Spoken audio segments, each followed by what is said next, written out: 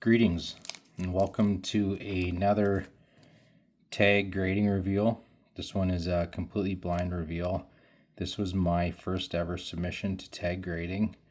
It's a second order return home. I already did first reveal on my second order that came back last week, so this one was a little bit slower getting back to me, but technically this is the first ever submission I made to tag or to any grading company. And as I discussed in my first video, it first of all was this slab that appealed to me the most. How I wanted my cards to present that slab is unbelievable.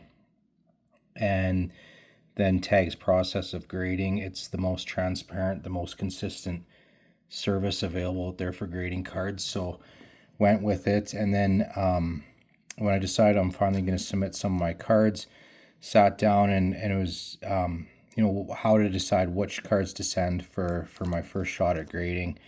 And I could have just went my 10 most valuable cards on the secondary market and shipped them off, but that's not really what collecting is for me. So this submission really is all about collecting. It's a bit of a mixed bag. There's some valuable cards in there for sure, but it's more about players that I collect, teams that I cheer for, and just some cards that flat out I submitted because I think they look cool, right? Thought they would look great in a tag slab. So let's have a look at some cards. And here's the first example. Like, I kind of chuckle, like, send in a Marco Rossi marquee rookie hot magma card. This is all purely just because I thought this card would look great in a tag slab, and I don't know if you guys can see that magma, but yeah, it does look great. Marco Rossi. But when I first submitted this card back in, would have been mid-April, I thought to myself that by the time this card gets back to me, Marco Rossi might actually be playing for the Calgary Flames or traded to the Calgary Flames. It hasn't happened, so I kind of think that he's probably going to get a bridge deal in Minnesota and end up sticking around there. Great player. He's 5'9", so he's undersized at the center position, but man, he's he racked up 120 points in 56 games in junior. So he's he knows how to put the puck in the net, or at least he knows how to create some offense for sure. We got ourselves a Gem 10. Marco Hot Magma Gem 10. That's numbered out of 499. It's a great looking card.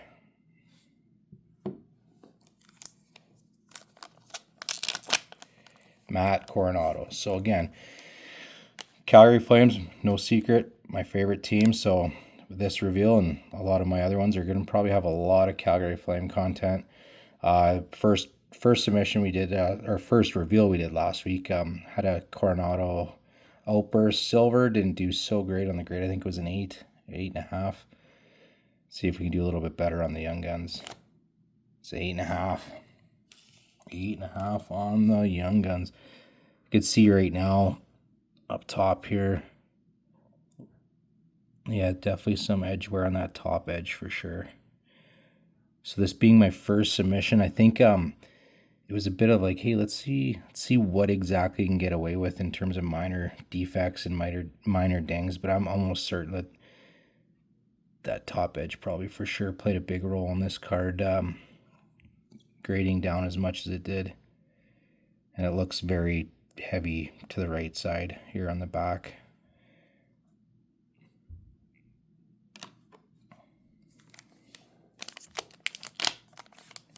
Tim Stützle. So I thought this was part of that in 24-25, the flagships, the Series 1 and Series 2, they did the Young Guns renewed. So they all had the kind of the original Young Guns design, but in the background was kind of that funky artwork or whatnot. I thought that was, that this was a renewed in the Silver Outburst. But as it turns out, it's actually they consider a retro Young Guns. But this card looks super crisp, super clean. Decided to send it off because obviously hoping it's going to grade really well. And we got a Gem 10. That's a great card. That's a great card to gem. Yeah, that's awesome. Looks really good. Those silver outbursts look really sharp in the tag slab.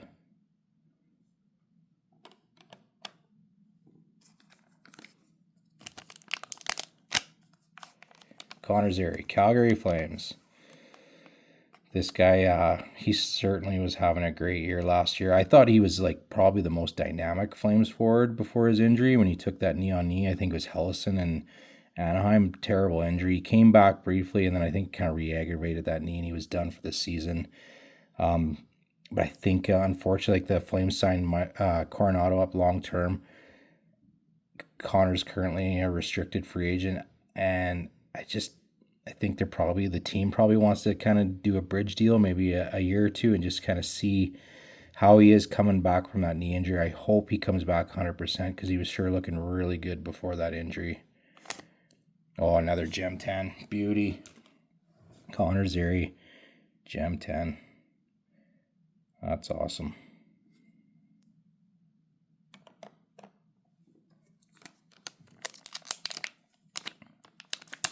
Dustin Wolf. My favorite Young Guns from 23-24. Dustin Wolf, obviously a big Flames fan. This is the guy. This is our franchise goalie. Big season last year. Second in the Calder Cup, our Rookie of the Year voting behind Lane Hudson in Montreal. Lane had an unbelievable year. So Dustin Wolf wasn't ever going to win it, but pretty impressive. Dustin Wolf, a young, undersized goalie by NHL standards, 6 feet tall, which is, it doesn't, to me, it's like, that's not small, but for NHL goaltenders, that is quite small. So there's always this stigma like, oh, is he going to be good enough with that size? But I think he hushed up those critics pretty well last year. Had a terrific year, and he's definitely poised to be that steadying force there between the pipes for Calgary for a long time now. Ooh, 8. That one stings a bit. We're going to continue on the Wolf hunt. We're going to be looking for a Gem 10 Wolf. But, I think, that top edge. Oh, centering for sure. Like that's heavy to the left, I'm pretty sure. And looks like heavy to the bottom, too. So, moving forward now that I've kind of already learned a lot about the centering and what to look for before sending cards off to grading. So I think moving forward, I'm going to be a lot better at making those pre-grading decisions before sending them off. Matvei Michkov. When I pulled this card, I just thought, like, it is a gold variation, so it's numbered out of 150. And I just thought this was such a clean-looking card. I thought it was a great design. Looks really sharp. Again, this came down to just, I want to see what this card looks like in a tag slab. I think it'd just be great. Looking at it now, I can see that it is way heavy to the bottom here. It looks looks heavy to the bottom for sure.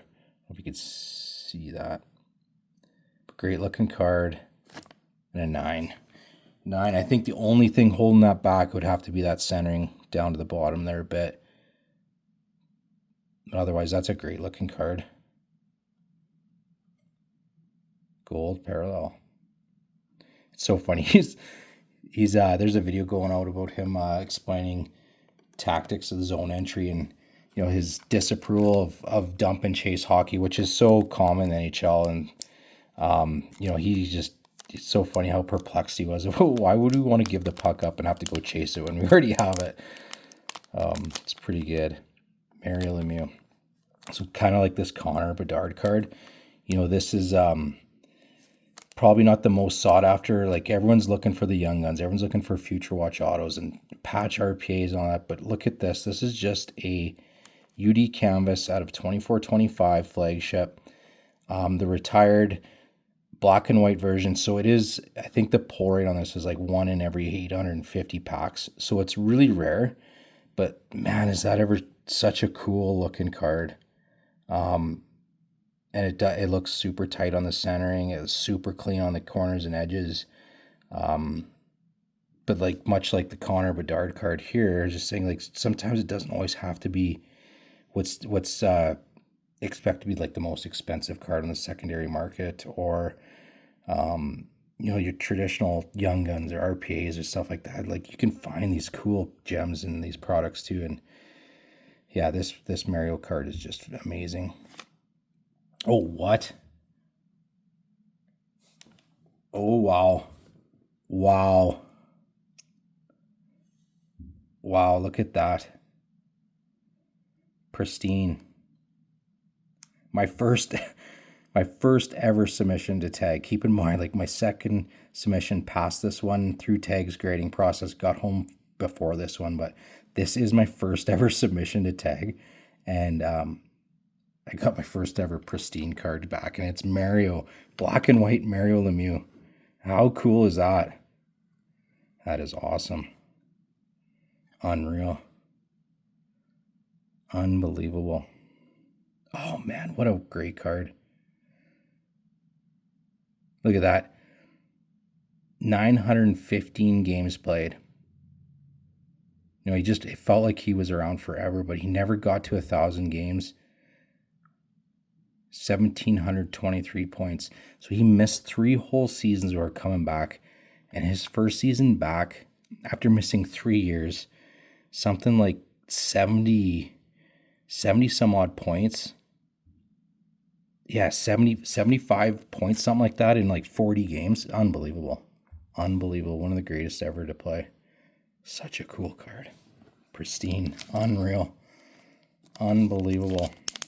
And then Connor Bedard, Young Guns. So this is the card that got me back. I stopped collecting cards forever. And then this guy comes along, and just the hockey collecting world was just in a frenzy over this guy. And I decided, yeah, I'm going to give myself one shot to try and get a Connor Bedard Young Guns. I ended up overpaying for one of those hobby boxes, like, as so many guys were going crazy over, right? And lo and behold, the last pack in that hobby box, I pulled this card. And yeah, so to me, it doesn't matter if this grades a 6, a 7, a 9. Obviously, I want a gem 10, but this is just one of those cool cards that's going to stay in my collection. So grade is secondary. I just wanted to get this thing in a tag slab. It's quickly become one of the most iconic Young Guns right there. And we get an 8.5. 8.5 on the Connor Bedard. I'm still a little bit rattled there with that Pristine. It's like I just got an 8.5 on the Connor Bedard, and it's like, oh well, that's whatever. Look at that. So cool. And it looks so good in that slab. It's amazing. Yeah, that's cool. Well, I appreciate everyone for checking out the video. Yeah. Sometimes it doesn't always have to be the flashiest Young Guns and RPAs to be a cool card in your collection. Look at that. Mario and Connor black and white UD counts. They look amazing. Thanks for watching, everybody. Take care.